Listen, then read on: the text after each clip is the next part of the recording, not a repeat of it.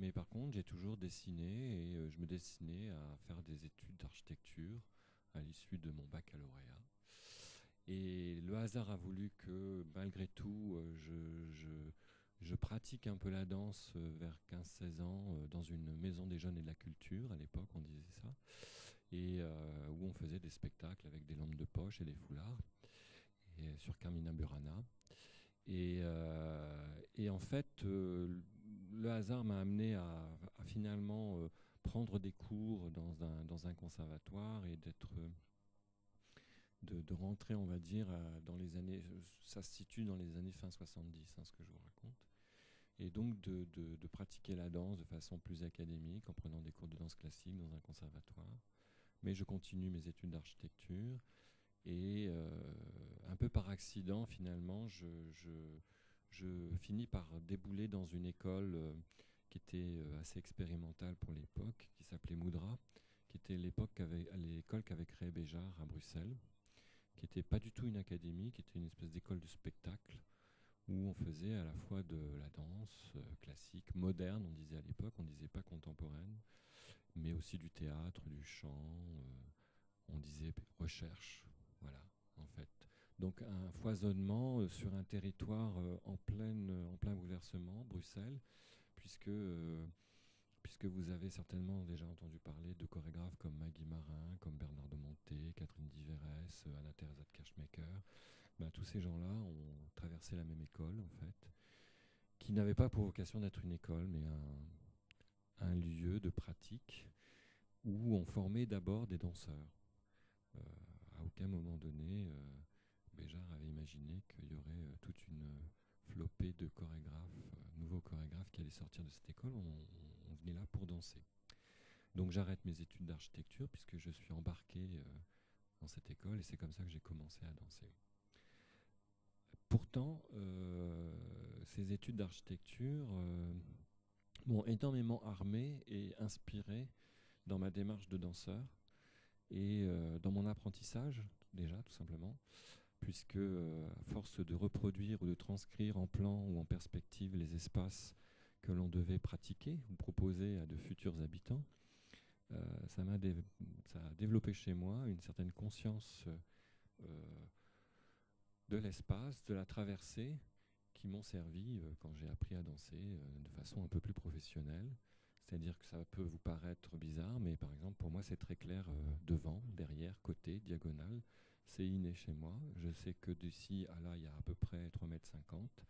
Mais c'est une sensibilité que j'ai développée à travers ces études. Et au-delà de ça, la question de ce qui m'a nourri beaucoup dans ce lien, c'est le fait de pouvoir dessiner l'espace avec mon corps et aussi de me poser la question du lieu de représentation qui est une architecture, qui a une histoire et où la danse a souvent été convoquée. Et ce lieu n'est pas immuable, ce lieu il a, selon les époques, le Moyen-Âge, la Renaissance, l'époque classique, tout ça, a eu des fonctions différentes, le lieu où on venait voir, ou le lieu où la danse se représentait. Et en fait, quand j'ai commencé à chorégraphier en 87, tout de suite les projets étaient imbibés de ces questions d'espace. En tout cas, c'est ce qui créait et constituait le terreau fertile de ma projection chorégraphique, au-delà d'autres choses qui constituent l'événement dansé, comme la musique, les choix musicaux ou des thématiques dramaturgiques, la question du collectif, du singulier, enfin tout ce qui constitue la matière, on va dire, dramaturgique des projets chorégraphiques. Donc j'ai commencé à chorégraphier en 86-87. J'ai eu de la chance parce que c'était une époque foisonnante. J'ai eu un parcours d'interprète, donc je me suis aussi laissé traverser par pas mal de genres de danse. Comme j'ai évoqué, j'ai d'abord eu ce parcours Moudra, Béjart, donc j'ai eu la chance de pouvoir traverser tout un répertoire classique et néoclassique, plutôt de bon augure puisqu'il était surtout daté de la première partie du XXe siècle, les pièces de Balanchine ou les parades, par exemple, des ballets russes, ou des choses comme ça. Donc j'ai eu beaucoup de chance de traverser tout ce patrimoine et en même temps de le mettre en question au moment où moi je commençais à chorégraphier. Et aussi d'être sous influence dans les années 80 de tous les apports de la danse moderne américaine, etc. Donc les années 80 étaient un vivier, un carrefour de transgression, de remise en question, qui ont énormément nourri les artistes chorégraphiques à ce moment-là. Donc je commence à chorégraphier en 86, 87, et tout de suite, les projets sont en lien, en écho à des problématiques plastiques. Le premier projet que j'ai fait, par exemple, était un travail qui s'intéressait à la peinture du Quattrocento, à la Renaissance et à Michel-Ange. Et donc cette façon comme ça maniériste et surdimensionnée de présenter les corps dans la peinture ou dans les fresques. Ça a donné sujet à une création qui n'était pas dans l'illustration de cette chose, mais qui tournait autour de cette question de l'évolution des formes, de cette espèce d'anthropomorphie maniériste. Alors je vais commencer par vous montrer un exemple, un extrait d'une pièce qui a quand même été assez emblématique pour moi, qui a été créée en 93. Donc c'est Factory, première collaboration avec Richard Deacon. Donc en 93, avec Richard, on a été réunis pour imaginer un projet que l'on a intitulé Factory. Et d'emblée, on a fait le choix de casser le rapport frontal, c'est-à-dire d'inviter le spectateur à être dans l'objet de la danse, confronté aux objets sculptures, puisque Richard est sculpteur. Et on a imaginé ce dispositif où tout le monde était au travail de la perception, de la sensation, de la pratique de l'espace.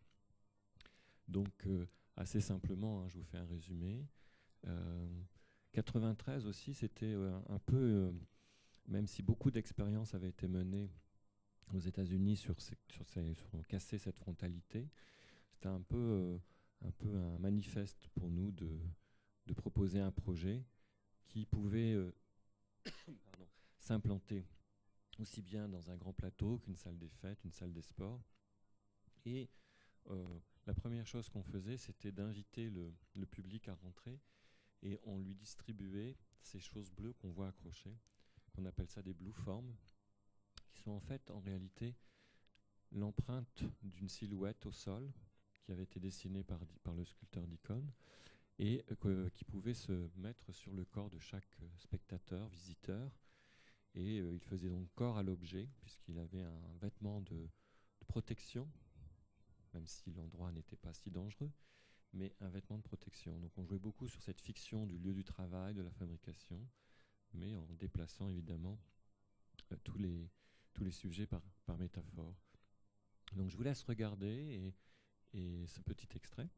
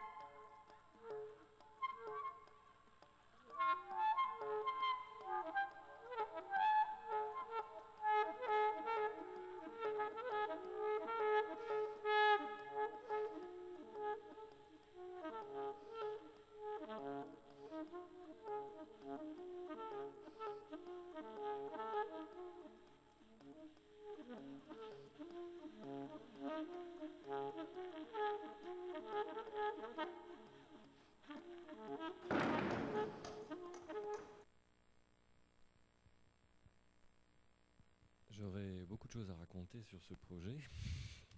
Euh, Ce que vous voyez là, c'est des images qui ont été faites en 99. Donc la pièce a été reprise en 99 quand je suis arrivé au Centre chorégraphique du Havre. Mais la pièce a été créée en 93 avec un autre casting, on va dire, avec des danseurs comme Emmanuel Huynh, ou Rachid Ramdam, Christian Rizzo et Françoise Runerud. Et en fait, ça a été vraiment une expérience vraiment, je dirais, exemplaire dans la collaboration avec Richard, puisque tout s'est fabriqué en même temps. Les sculptures, la scénographie, la danse, le costume, dans un temps immédiat, partagé, à la ferme du Buisson. Et c'est ce qui a fait aussi la qualité de la collaboration. Une expérience aussi très riche en termes de relations avec le public, puisque, comme je vous l'évoquais tout à l'heure, il y avait peu de projets à l'époque, qui se proposaient dans cette pratique-là du public. Et on a eu la chance de pouvoir circuler un peu partout en France, mais aussi à l'étranger. Et c'était vraiment intéressant de voir comment, en fonction des lieux, en fonction de l'heure, en fonction du rituel qui était associé à la pratique du spectacle, en fait, le comportement des uns et des autres, public et danseurs, se fabriquait autrement, ne se fabriquait pas toujours de la même façon. Il suffisait qu'on joue dans une salle de sport où il n'y avait pas ce rituel de la salle de spectacle pour que les gens se sentent plus libres à traverser l'espace, ou en fonction de l'heure, si c'était plus nocturne ou diurne, en fait. Donc c'était vraiment intéressant. Aussi les territoires culturels. Je me souviens d'une fois, on a joué ça à Budapest, peu de temps après que le pays s'ouvre de nouveau à l'Occident, et où il y avait un tel appétit de la part des spectateurs de conquérir l'espace, de prendre l'espace, qu'ils nous ont tout déménagé 2 minutes à peine le spectacle commençait. Donc c'était vraiment intéressant de voir comment les gens se réinventaient leur pratique de l'événement, et aussi de permettre d'avoir un autre point de vue sur le corps en mouvement. J'ai très très peu travaillé sur des formes chorégraphiques, on va dire, avec une dimension psychologique, avec des personnages ou des choses comme ça. Par contre, j'ai toujours été convaincu qu'il y avait une grande sensibilité du corps, et que je n'avais pas besoin de venir plaquer un énoncé psychologique pour que se passe quelque chose dans la perception du corps. Et donc là, la proximité, de partager le même espace, le même mobilier, les mêmes sculptures, etc., a complètement réinventé le regard du spectateur sur qu'est-ce que c'est un corps en mouvement, sa transpiration, son souffle, sa sensualité, sa proximité, etc. Donc j'aurais plein de choses à dire, mais Je vais vous raconter juste une anecdote qui me permet de rebondir pour vous montrer d'autres choses. C'est qu'en fait, pendant Factory, donc dans la première version, en 93, moi aussi je dansais dans la pièce. Et je me suis blessé. Et donc, pendant le processus de fabrication du spectacle. Donc, à ce moment-là, j'ai acheté une caméra parce que voilà, j'étais blessé. Et même si dans le processus et le protocole de recherche du projet, il y avait une grande part qui était offerte aux danseurs dans la production des choses, ben, il fallait quand même que je puisse agir et réagir sur ce qui était en train de se fabriquer. Donc j'ai acheté une caméra.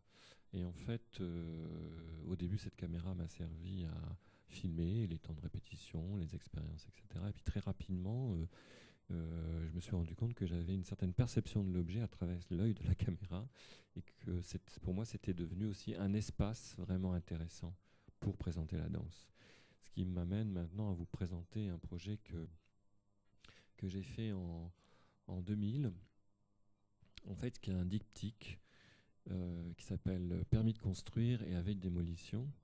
Et voilà, qui est à la fois dans une double réalité, puisque Avis de démolition est un spectacle frontal et Permis de construire est une installation. Dans le sujet de cette pièce était la maison, hein, permis de construire, avis de démolition, donc l'habitat.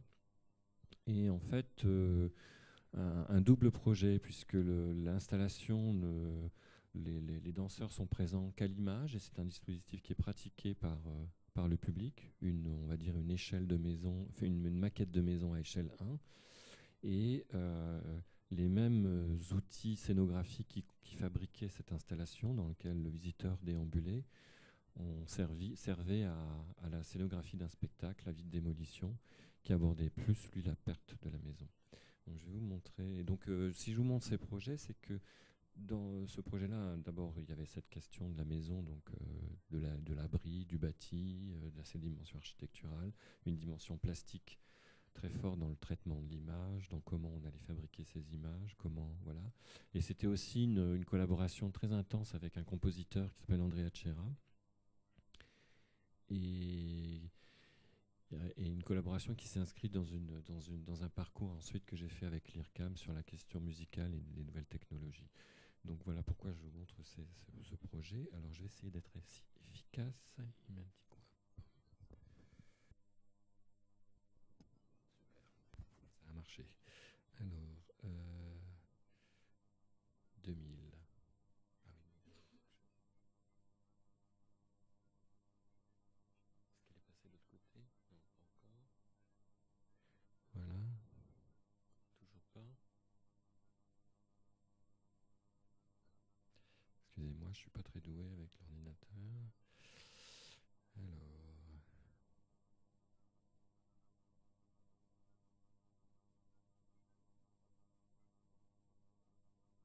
voilà.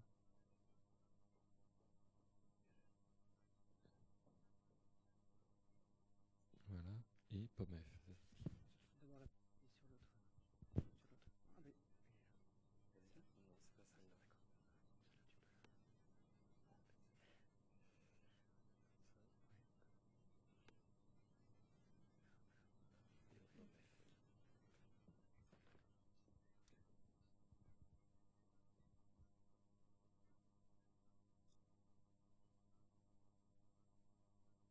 celle-là. Je sais pas si c'est la bonne version, parce qu'il n'y a pas de son.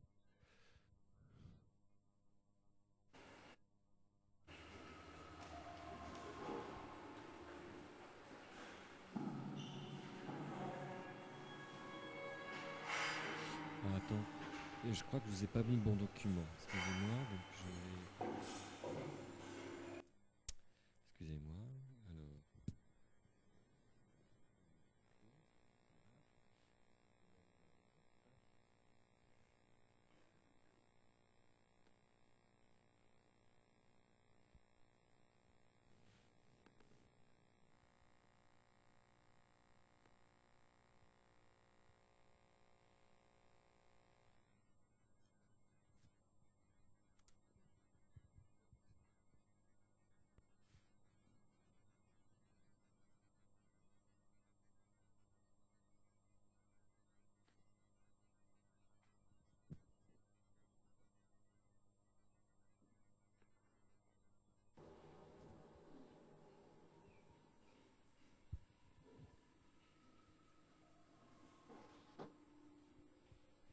donc je vais commenter en même temps, hein. Donc voilà, c'était un dispositif à l'échelle 1, des parois écran, des parois, on va dire, d'un habitat, plancher, fenêtre, et miroir sans teint qui permettait de dupliquer l'espace. Donc un espace proposé aux visiteurs, et il était confronté à une série de fictions dansées, on va dire, qui travaillaient cette question de l'occupant, ou même parfois celui qui était exclu de la maison. Enfin, une série comme ça de courtes fictions. Donc un projet assez particulier à mettre en œuvre, puisqu'il y a eu d'abord fabrication des matériaux, tournage, traitement infographique, puisqu'on est en 2000, on n'est pas encore dans les mêmes outils technologiques qu'aujourd'hui. Donc un gros travail de post-production au niveau de l'image, puis le travail scénographique. Et au niveau du travail sonore, en fait, vous aviez 4 fictions sonores qui étaient rattachées aux 4 écrans. Et donc il y avait comme ça une spatialisation du son produit par Andrea Cerra. Je vous laisse regarder.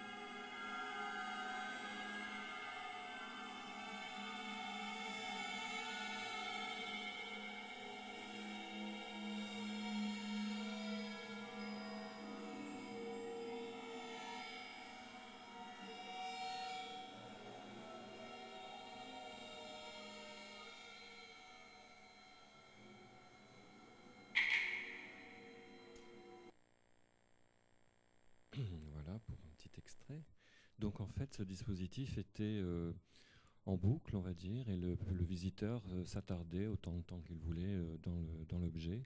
Il pouvait s'installer, il y avait des zones pour s'asseoir, il y avait des miroirs, etc. Et donc, on faisait jouer ces 4 écrans en écho, on recréait une espèce de rapport perspective, en fait, avec les miroirs et aussi avec les murs, etc. C'est une collaboration avec un vidéaste qui s'appelle Christian Boustany. Et donc, à l'époque, en fait, le tournage s'est fait sur, on va dire, sur fond bleu, sur fond d'incrustation, et après, tout le traitement de l'image s'est fait par incrustation et travail infographique, ce qui à l'époque demandait énormément de temps, et voilà, puisque les outils n'étaient pas encore performants comme ils sont aujourd'hui. Mais tout ça m'a mis dans ce bain, en fait, de la question virtuelle et de voir comment la danse pouvait agir, exister dans une dimension virtuelle. Je vous montre maintenant un petit extrait du spectacle. Donc, configuration. Alors,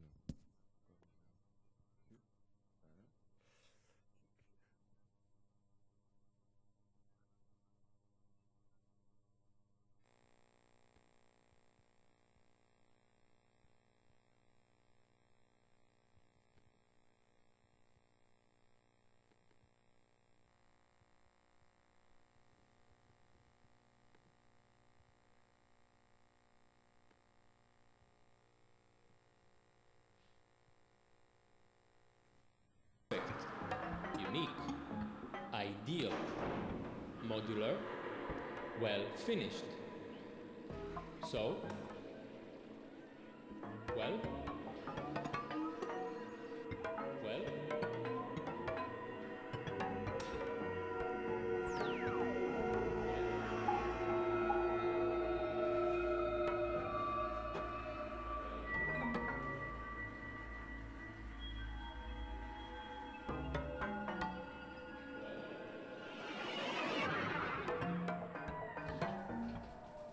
what?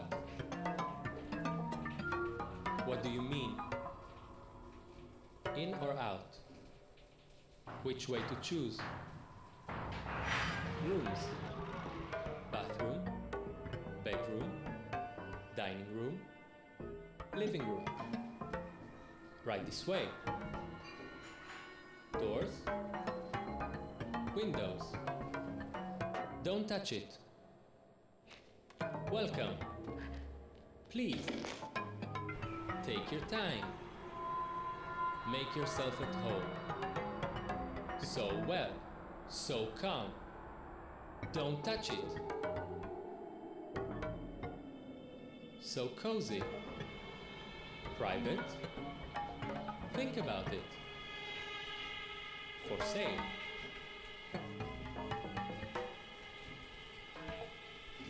Which way to choose? So well, so calm.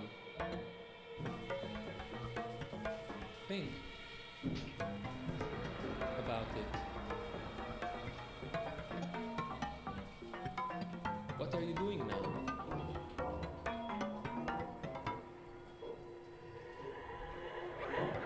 Where are you going? While here and not there. Why? Wait. Who is looking? How did you...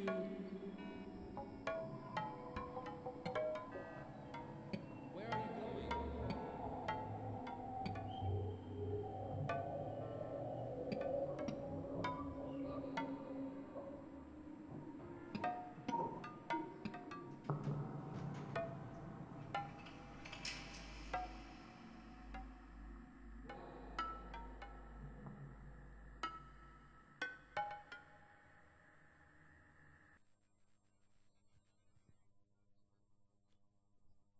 voilà, alors en fait sur le spectacle, il y avait aussi des images, mais qui étaient tournées en direct en fait. Donc on avait éclaté la structure de l'installation, qui nous servait d'éléments scénographiques, de murs, de façades, d'ouvertures, etc. Et en même temps de caméras qui étaient qui venait filmer des hors-champs, on va dire, et a été reproduit sur certaines surfaces d'écran. Et tout ce travail de lumière aussi était lié à la manipulation en direct, en fait, de ces portants qui venaient cacher les vidéoprojecteurs ou cacher le cadre de l'image et qui travaillaient sur une matière-lumière très particulière. Voilà. Donc cette question de la matière-image utilisée sur le plateau, de nouveau dans un rapport frontal, ou de la question matière-image comme sujet, comme support simple de la danse, m'a taraudé pendant un certain nombre d'années. Et donc un autre exemple que je voudrais vous montrer, c'est un travail qui s'est fait sur le jardin. Ah oui, une chose que je voulais dire quand même, c'est que même si ces questions m'intéressaient, vous avez pu remarquer quand même que la danse se déploie et qu'elle est riche, on va dire. Il y a un engagement du corps qui est quand même très important. C'est-à-dire que ces questions que je posais autour de l'image, autour de la plasticité, de l'espace, autour de la question de la musique contemporaine ou de l'utilisation des technologies, du support de la danse, de l'espace de la danse possible à l'image, ont toujours été des prétextes pour moi pour enrichir la matière même de la danse. C'est-à-dire que je n'ai jamais lâché, je n'ai jamais abandonné cette question d'une possible déploiement du corps et de réinventer mes enjeux corporels à travers ces champs d'expérimentation ou ces champs de contraintes. Par exemple, dans Factory, ça a été pour moi très riche de travailler sur ce dispositif qui pouvait être vu de tous les côtés. Donc il a fallu inventer un geste qui était multipolaire, qu'on pouvait aborder de tous les sens. Il n'y avait pas cette question de la frontalité, de je m'adresse au public, mais mon corps devait parler de tous les aspects, de toutes les faces. Donc ça a développé par exemple une matière très articulaire, très fluide et très construite dans l'espace, très dessinante dans l'espace. Petit à petit dans ces projets, voilà, ça a donné d'autres champs de contraintes. L'utilisation de l'image par exemple, dans Vie démolition, dans Permis de construire, c'était un enjeu particulier pour les interprètes. C'est très différent de danser pour un spectacle et de danser pour un tournage de film, en fait. C'est pas les mêmes enjeux d'engagement corporel, etc. L'espace de la caméra n'est pas l'espace réel. En fait, vous dansez dans un trapèze, dans un cadre d'image, c'est un trapèze, alors que à l'image, vous croyez que c'est un rectangle. Donc toute votre perception de l'espace est chamboulée, et pour le danseur, il faut réinventer complètement sa relation à l'espace, sa façon de traverser cet espace, et aussi l'image va créer un autre rythme du corps. Les dynamiques ne sont pas traduites de la même façon. Pour moi, ça a été aussi un champ d'investigation extrêmement intéressant au niveau du montage, c'est-à-dire comment vous montez une danse à l'image, qui n'est pas tout à fait la même chose, le sentiment du temps, du rythme, de qu'est-ce que vous donnez à voir, n'est pas la même chose que sur un plateau. C'est-à-dire que vous changez de grammaire, en fait. Le temps du plateau n'est pas le temps de l'image, même si on partage les mêmes préoccupations de mouvement et de temps. La logique grammaticale, les outils ne sont pas les mêmes. Donc ça a été vraiment pour moi à chaque fois des enrichissements, et certains enrichissements justement problématiques du mouvement à l'image sont venus s'immerger de nouveau dans des danses pour le plateau. C'est-à-dire que ça m'a permis de travailler des questions d'inversion du geste, de dynamique, d'ouvrir comme ça des possibilités au niveau de l'écriture du geste, par exemple. Alors là, puisqu'on était dans la maison, on va aller dans le jardin. Parce que peu de temps après, j'ai fait un projet sur le jardin. Je suis un peu monomaniaque, c'est-à-dire une chose à la fois comme ça. Mais le jardin m'intéressait beaucoup parce que justement, ça a été, entre autres, à travers l'histoire, un espace de représentation et de présentation du corps en mouvement. Que ce soit au Moyen-Âge, où vous avez ces tapisseries, Dame à la licorne, toute une fiction et une cosmogonie animalière qui est mise en mouvement en 2 dimensions, que ce soit dans le jardin classique qui servait justement d'espace de cérémonie ou de ballet de cour ou de parade, etc. Souvent, la danse a été associée à l'espace extérieur. Son arrivée dans le théâtre est relativement tardive, en fait. Au Moyen-Âge, c'était surtout sur des tréteaux sur les places publiques, et la dimension justement du parcours chorégraphique, etc., qu'on revendique dans les années 70 dans la postmodernité, en fait, dans le sceau de l'histoire, à des antériorités qui datent du Moyen-Âge, qui sont liées à des rituels autour des cathédrales, où on vient faire des farces, des miracles, etc., etc. Bref, je vous fais un raccourci rapide. En tout cas, le jardin, donc c'était un support intéressant. Alors j'ai décidé de le traiter sur le plateau, mais tout ce qui était évocation du jardin était traité virtuellement. Donc c'était un jardin, on va dire, synthétique. Je ne suis pas venu mettre de la terre, des arbres, des fleurs. Maintenant, aujourd'hui, je m'intéresse à aller m'installer dans le jardin pour danser concrètement. Mais à l'époque, j'ai sollicité Stéphane Maintener de me proposer toute une matière iconographique autour du jardin, à travers les âges, avec des traitements formels qui faisaient écho justement à ces archétypes de jardin. Qu'est-ce qui était en jeu dans le jardin du Moyen-Âge, dans le jardin classique, dans le jardin public, etc. Et quelle était la place du corps à l'intérieur. Donc en fait, concrètement, le plateau, c'est 4 écrans qui circulent, des surfaces de projection, des vidéoprojecteurs qui sont manipulés par les danseurs, des images qui ne portent pas les corps, qui ne montrent pas les corps, mais qui réinventent l'espace, et des danseurs autour qui jardinent. Donc, je vais vous montrer un petit extrait de ça. C'était quelle année ça? C'était 2002. On va voir. Alors, attends, il faut que je récupère ma petite souris là. Elle est sur l'écran ou elle est... Non. Ah, voilà. 2002. T'as raison.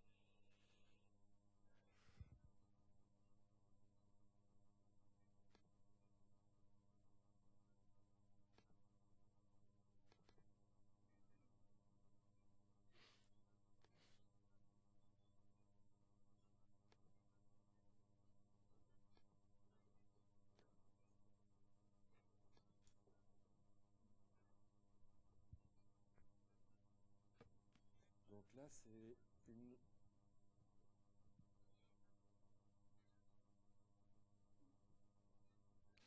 une autre problématique, hein, puisqu'il s'agissait non pas de... Voilà, l'image, l'infographie, le traitement de l'image construisait des paysages, en fait. Donc on était vraiment sur le plateau comme réceptacle et ces images qui nous permettaient, et ces écrans manipulés en perpétuel mouvement qui réinventaient l'espace. Donc là, je vous montre la fin du spectacle.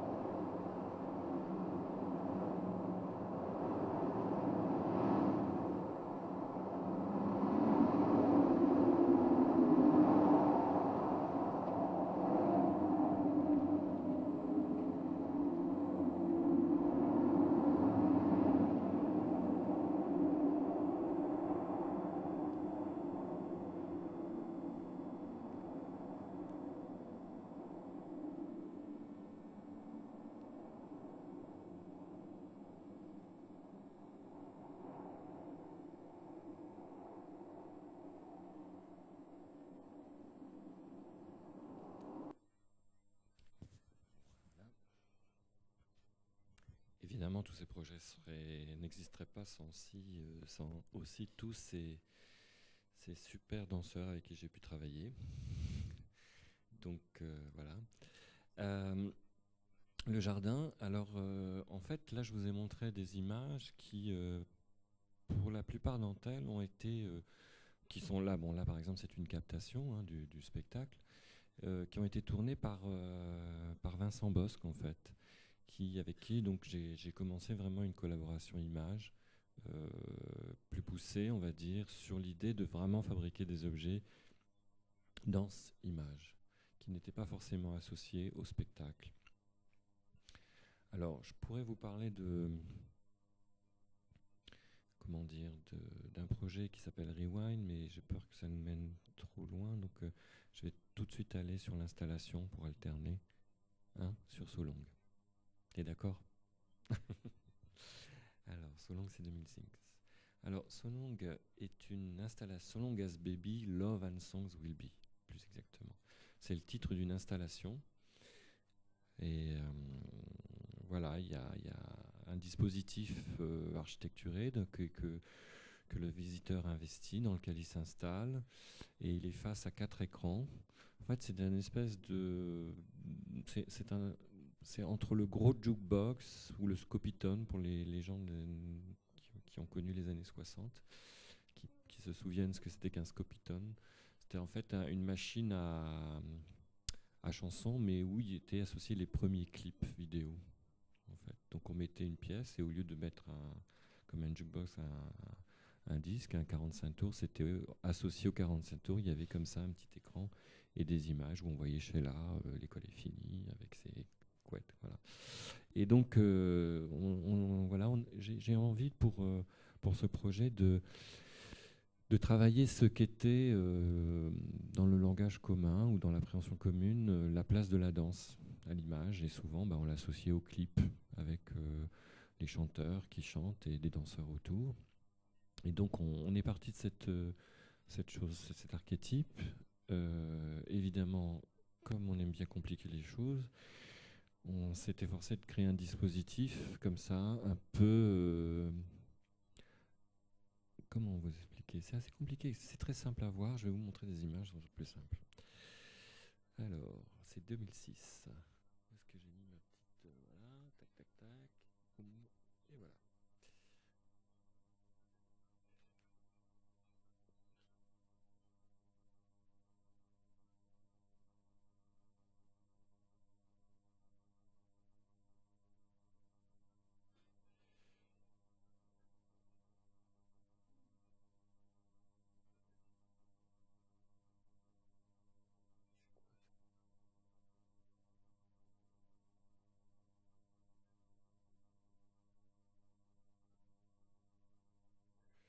Donc en fait, c'est un objet... alors j'ai un problème pour le faire apparaître, excusez-moi.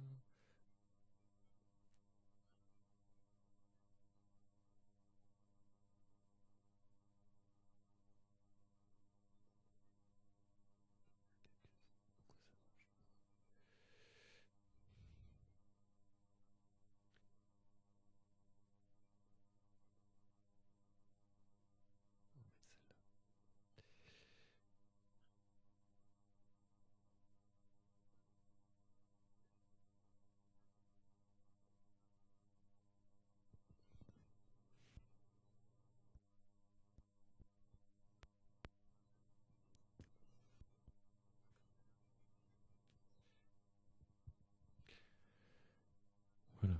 Donc...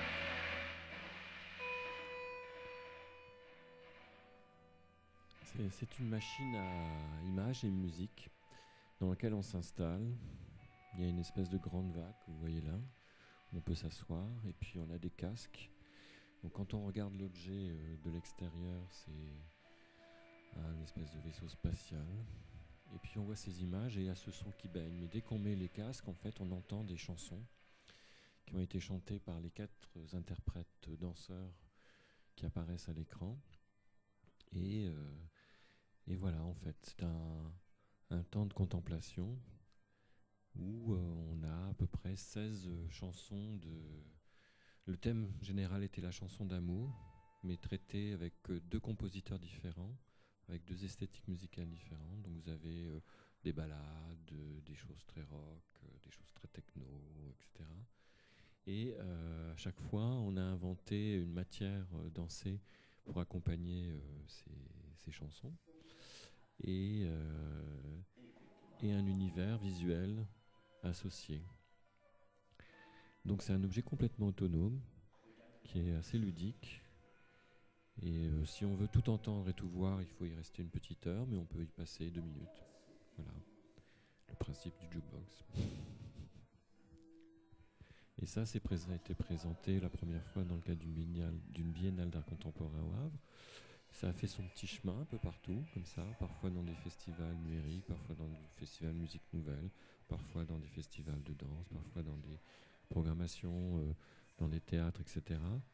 Et c'est un objet que les enfants aiment beaucoup. Et une façon de proposer la danse autrement que sur le plateau à des publics qui, a priori, vont pas forcément voir la danse. Donc voilà, dans le champ des arts plastiques, dans le champ de la musique, des musiques nouvelles, etc.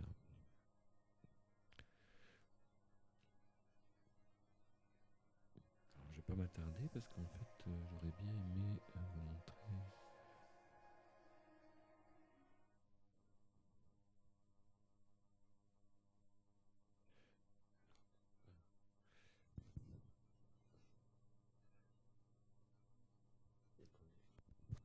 On ait aussi un petit peu de temps pour parler, si vous voulez.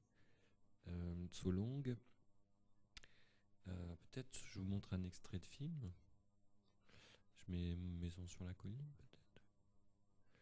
Alors, c'est parti. Alors, ma petite...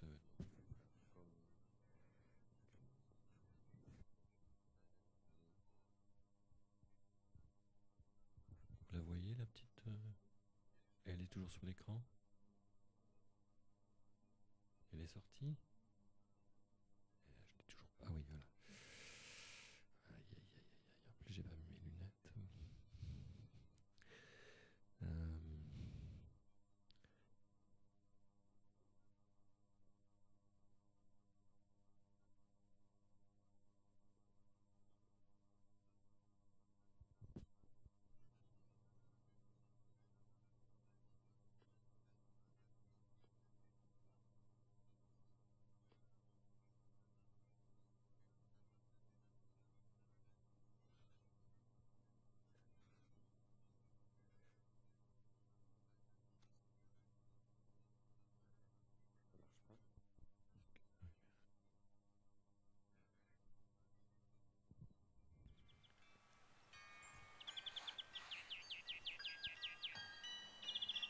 Donc ça, ce film a été tourné, du coup, on a avec Vincent Bosque, on a comme ça réalisé 2 films dans des in situ, en situation, comme on dit, parce que in situ, maintenant, il ne faut plus l'utiliser, il faut dire en situation.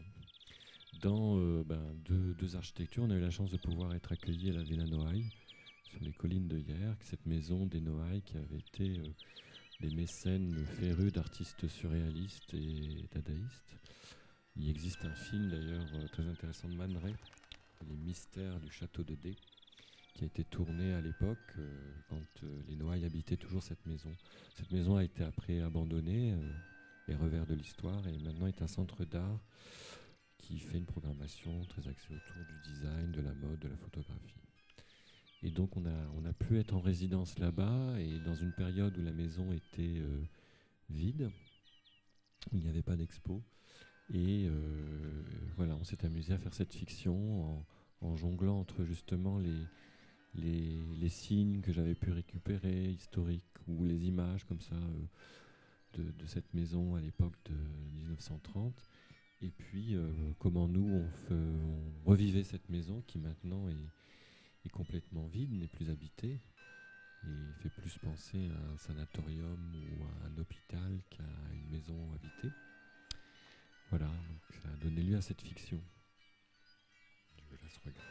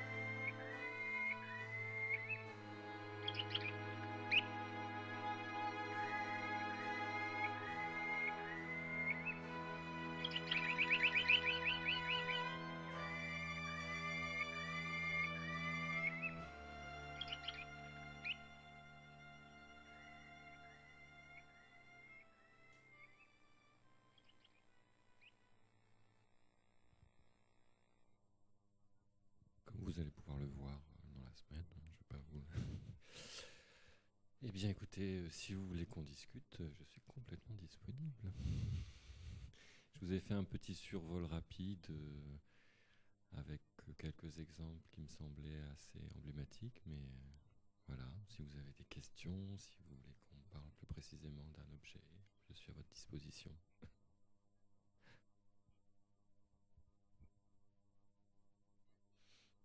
Vous battez pas, hein.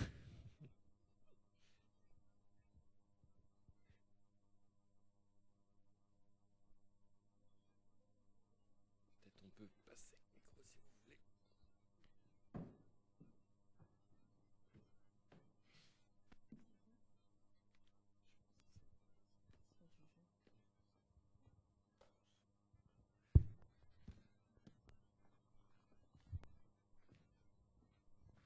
Bonsoir. Bon, moi, j'ai découvert votre travail ce soir, je ne connaissais pas. Et j'en discutais un petit peu avec ma voisine, là. Pas fort, hein, pour ne pas vous déranger, mais ce qui est, à mon sens, enfin, qui m'a beaucoup touchée, moi, c'est votre travail d'image pour l'image. C'est-à-dire ce que vous avez montré en dernier, votre scopitone et puis le travail sur la maison qui avait été mis en image, là. Du coup, ça devient hyper limpide. Le regard est...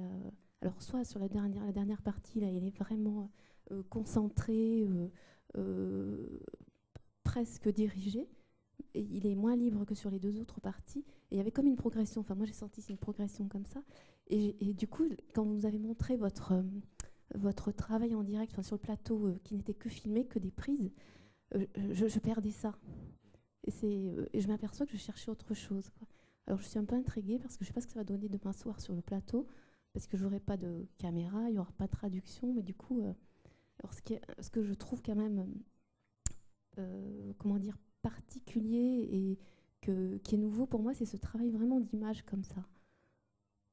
Alors en fait, le dernier, en effet, a été vraiment construit comme un film, en fait, hein. Donc, comme je vous ai évoqué, pour moi, le rapport à l'image s'est fait petit à petit, d'abord comme un outil de mémoire pour travailler avec les danseurs, puis petit à petit, dans les années 2000, etc., sur cette question d'une mise en abîme de l'espace, en fait, hein.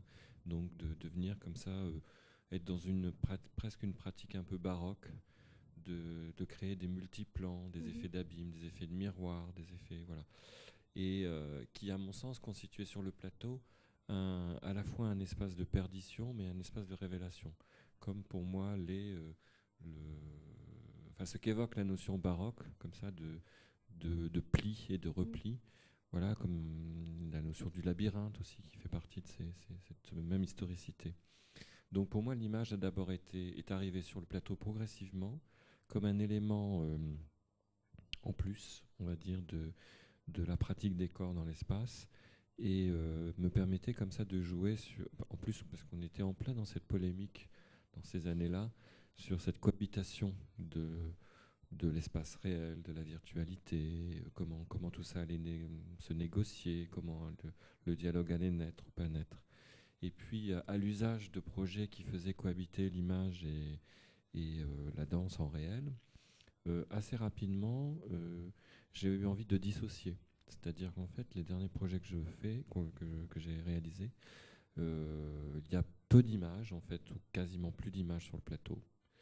Donc on rentre dans des projets plateaux, en fait, qui requestionnent de nouveau ce plateau, son historicité, comment on peut le réinventer aujourd'hui, qu'est-ce qui peut s'y présenter, quel sujet peut être évoqué, etc. Et puis des projets vraiment purement images, comme ce film. Voilà. Dans Slogan, il y a un peu d'images, mais c'est juste une lucarne, en fait. C'est un outil, l'écran qui est sur le plateau, est un peu comme un écran publicitaire. Il est là pour constituer une durée, un temps, une profusion de signes qui apparaissent comme on a l'habitude aujourd'hui de voir quand on est dans la rue, etc., où il y a comme ça ces écrans qui vous servent et vous desservent en permanence des informations. Donc l'image qu'il y a dans cette lucarne sont à la fois des slogans traités graphiquement, comme si c'était des spots publicitaires, et puis des images, on va dire, plus documentaires, essentiellement d'espaces urbains, mais avec cadrage un peu dissonant, c'est-à-dire on montre les pieds des gens ou des choses comme ça, morcelaires. En fait, comme si on était à la taille d'un enfant qui marche dans la rue. Et qu'est-ce qu'il voit, lui, de la rue, en fait, pas celui d'un adulte. Et essentiellement, ces images ont été tournées à Marseille parce qu'on a travaillé sur Slogan beaucoup à Marseille, en résidence là-bas, et que je trouvais intéressant de faire coexister sur le temps du spectacle une ellipse d'une heure, en fait, qui est quand même le résultat de 3-4 mois de travail, de faire coexister ces traces d'images du réel qui coexistaient avec nous de Marseille. Voilà. Donc en fait, l'écran là n'a pas une vocation forcément de... Il percute avec l'action, parfois il trouve un usage avec l'action chorégraphique, mais il n'est pas omnipotent par rapport à ça. Alors ça devient un élément plastique aussi dans la scénographie. C'est une source de lumière, donc c'est quand même très présent, une source de signes, plus ou moins lisibles, etc. Donc j'aime bien aussi ramener parfois l'image, le statut de l'image, à quelque chose de l'ordre de la matière, donc dans l'effacement, et pas forcément d'être dans une focale, etc. Sur la Villa Noailles, c'était différent, puisque nous étions comment réinventer, resignifier l'espace de cette maison à travers de multiséquences, l'apparition de ces personnages, évoquer son histoire, en même temps c'est d'un temps présent, j'ai mon iPod dans les oreilles alors qu'on joue au Buster Keaton, enfin voilà, c'est tout un jeu de révélation de l'espace, de jouer avec le temps, une dimension absurde qui est pas complètement stupide par rapport à l'histoire de cette maison, qui accueillait beaucoup d'artistes surréalistes, qui étaient beaucoup sur cette question du glissement temporel, des mondes parallèles, etc. Voilà. Mais c'est vrai que toute cette production faisant coexister l'image et la danse, en plus comme j'étais dans un vocabulaire et une matière chorégraphique très riche, ont souvent suscité cette polémique sur le statut du corps vivant et du corps virtuel, etc. Et en fait, moi, je n'avais pas de souci, on va dire, avec ça, sur le trop-plein ou sur l'accumulation, dans la mesure où, pour moi, chaque spectateur fabrique sa perception de l'événement. Je ne suis pas dans un rapport très centré à l'espace. Vous voyez, il n'y a pas le personnage central qui va vous expliquer ce qui se passe. Souvent, c'est un multiple qui coexiste, qui va avoir une grande conscience des dynamiques et des flux. On est vraiment sur cette notion de flux, de pli, etc. Donc, chacun s'immerge dans l'action qu'il y a sur le plateau, vivante, ou le mouvement de l'image, le mouvement de la lumière, des sons, etc. Et va fabriquer son récit. Alors évidemment, on s'arrange quand même pour organiser tout ça, pour pas que ce soit dans un chaos multiple. Mais j'aime travailler sur ces dimensions de contraste, et parfois de trop-plein et de vide, pour créer voilà, un spectacle aussi. C'est une courbe avec des moments de climax, de repos, où on sollicite plus les oreilles que les yeux, où la tension qui va être sur le plateau est plus ou moins palpable, etc. Mais pour moi, maintenant, aujourd'hui, après beaucoup être sorti du plateau, avoir imaginé d'autres dispositifs, je me dis que cette fameuse boîte noire est encore à réinventer, et toujours à réinventer. Et on est passé quand même, vous savez, de la boîte noire extrêmement agencée, travaillée, à un espace vide, juste en signifiant le plateau avec sa fonctionnalité technique, etc. Et ce que je me rends compte aujourd'hui, c'est que de nouveau, on retraite cet espace, où il y a un besoin de retraiter cet espace. Après, on est dans cette mise en concurrence aujourd'hui, de cette circulation où on va regarder, qu'est-ce qu'on regarde, comment on a accès aux choses. Et assez innocemment, je dois dire, je me suis dit qu'en fait, l'image pouvait vraiment être un espace de réalisation pour les corps en mouvement, mais qu'il fallait s'emparer de cet outil et réinventer d'autres grammaires, c'est-à-dire pas s'assujettir à la grammaire cinématographique. Mais voilà, et ce que je trouvais intéressant avec la collaboration avec Vincent Bosque, c'est qu'on travaille à deux, que moi j'arrive avec mes obsessions chorégraphiques, et que lui est plutôt d'une culture de l'image, justement. Et qu'on a entamé un dialogue, et qu'une négociation s'est entamée, mais que ça a permis d'inventer parfois des des sujets à l'image de la danse originale. Parce qu'il ne s'agit pas non plus de revenir sur des formes où apparaissent à l'image de danse comme la comédie musicale. Il s'agit de réinventer comment ce corps contemporain pouvait apparaître ou tisser d'autres récits. Je ne sais pas si j'ai répondu à votre question, mais voilà. Amplement. Il faut m'arrêter si je parle trop. Et en fait, il y a tout ça dans votre esprit? Comment? Je dis, il y a tout ça dans votre esprit, parce que je me demandais comment on pouvait à la fois travailler sur tous ces plans. Vous disiez, en fait, vous êtes un super logisticien, quoi. Vous avez des flux de tous les côtés, puis tous ces plans, enfin, on les perçoit là sur ce que vous nous avez montré, mais je me demandais comment c'était dans votre esprit, voilà. Oh, bah, c'est assez simple en fait. Ça va. Mais en fait, c'est ce qui est complexe, mais c'est le temps en fait, c'est le temps de mise en œuvre. Après, puis aussi, ce qui est important, c'est la qualité des collaborations. Je ne fais pas tout seul en fait. C'est souvent des choses qui se construisent dans le dialogue avec les danseurs, dialogue avec le vidéaste, le réalisateur vidéo, avec le compositeur, etc. Donc en fait, moi j'aime à dire, et ça me ramène au début à l'architecture, que je suis un peu maître d'œuvre, vous savez, donc il y a plein de corps de métier qui sont autour de moi. Alors j'aime bien me mêler de ce qui ne me regarde pas, j'aime bien essayer de comprendre les outils de l'autre, parce que je suis un artisan, en fait.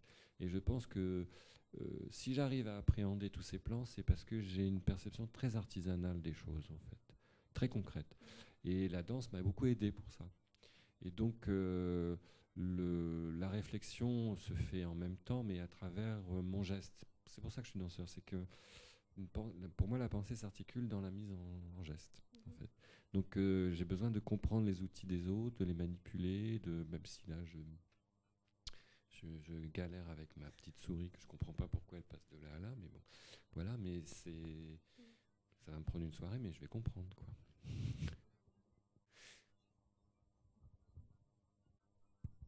C'est dans le même domaine. C'est juste parce que par rapport à ce que j'avais vu tout à l'heure sur les images, entre le réel et le virtuel, est-ce que par moment, vous avez exploré l'illusion? C'est-à-dire qu'à un moment donné, le spectateur, c'est plus dans le réel et le virtuel, parce qu'il y a continuité. J'ai déjà vu ça en théâtre en Espagne. Oui, vous voulez le passage comme ça d'un corps réel à un corps un corps virtuel. réel, et puis derrière des écrans, parce que j'ai vu il y avait beaucoup d'écrans, et au bout d'un moment, on ne sait plus finalement. Absolument. Il y a l'écran qui fait écran, mais en même temps qui révèle un corps virtuel. Mais dans un projet que je n'ai pas voulu vous montrer, parce que ça aurait été... voilà, ça aurait fait trop de choses, qui s'appelle Rewind. Alors, ce qui est intéressant quand même, malgré tout, dans ce projet, c'est que à la base, c'est une commande. Donc, on m'a demandé de questionner une pièce, on va dire, culte de l'histoire de la danse, qui s'appelle Le Jeune homme et la mort. Le Jeune homme et la mort, c'est une pièce qui a été une pièce de danse qui a été chorégraphiée par Roland Petit, avec à partir d'un argument de Cocteau.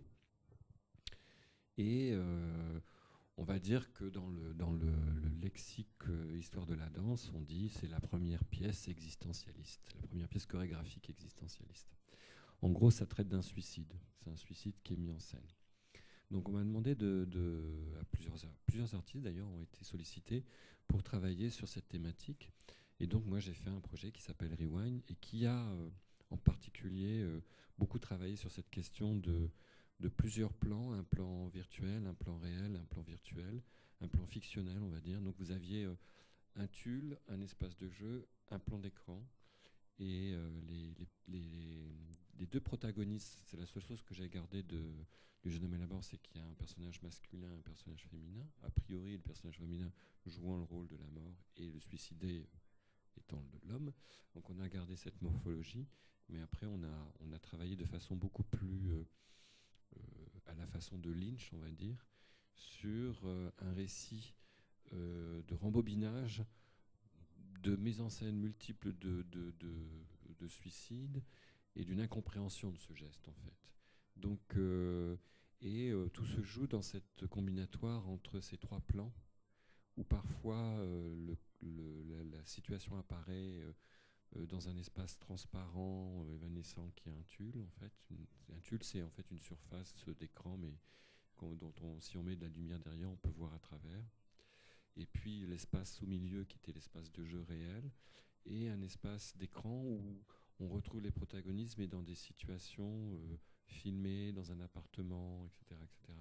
Et donc voilà, c'est toute une combinatoire où on fait coexister, ou même une démultiplication des corps. Par exemple, à un moment donné, vous avez 25 Hervé et 25 Alexia qui cohabitent sur le plateau, dont il n'y en a que 2 qui sont vrais, et les autres étant virtuels, par exemple. Voilà. Mais voilà, pour moi, on est dans le domaine de l'effet qui peut trouver sa place complètement. Hein. J'aime beaucoup la magie, les jeux comme ça, encore une fois, baroque, un peu étrange, de multiplans. Mais voilà, une fois que j'ai fait ce projet qui a été bien costaud sur ces questions de l'effet, c'était réglé. et voilà, j'ai quand même un goût de prédilection quand même pour le travail avec les danseurs, être dans un rapport très concret, très physique. Donc, en fait, souvent, un projet se fait en réaction de l'autre, quoi. Et c'est vrai bon, par exemple, Villanoailles, en ce moment, on retravaille dessus, mais je fais coexister une danse de danseuses avec ce film, par exemple. Là, j'aime bien reprendre les matériaux et les retriturer. Oui, ok. Merci.